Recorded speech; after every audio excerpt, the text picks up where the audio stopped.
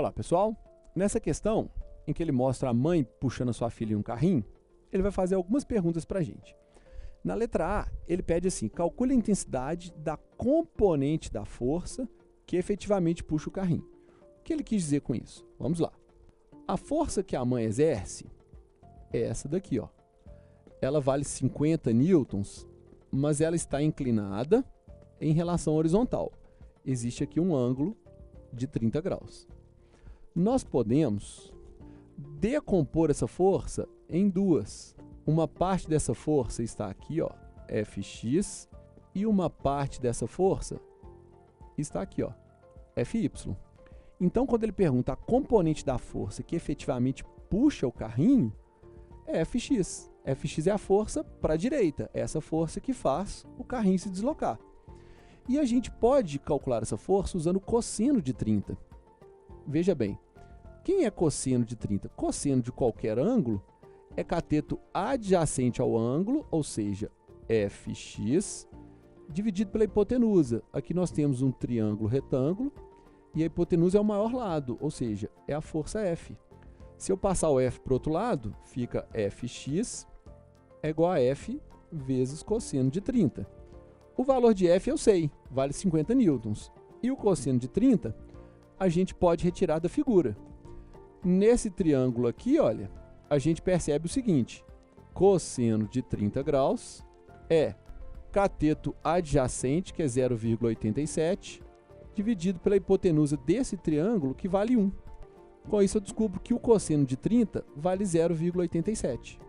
Aí nós vamos substituir esses valores aqui. Vai ficar assim, olha, Fx é o valor da força F, ou seja, 50, vezes o cosseno, que é 0,87.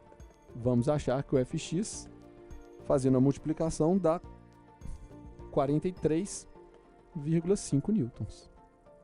Essa é a resposta da letra A. Na letra B, o exercício pede para calcular o trabalho realizado pela mulher sobre o carrinho ao longo do deslocamento de 30 metros. Bem, na hora de calcular o trabalho, a gente pode usar na fórmula apenas força vezes deslocamento, desde que a força seja somente a força que provocou o deslocamento. Ou seja, nós temos que usar apenas o valor de Fx que nós encontramos na letra A. Aí, fica assim, o valor de Fx é 43,5 e o deslocamento é de 30 metros. Basta multiplicar. Vai dar 1.305 joules. Essa é a letra B.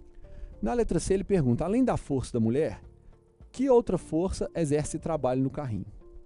Qual é o valor dessa força e qual é o trabalho associado a ela?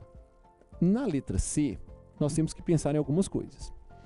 Por exemplo, essa informação é bastante importante.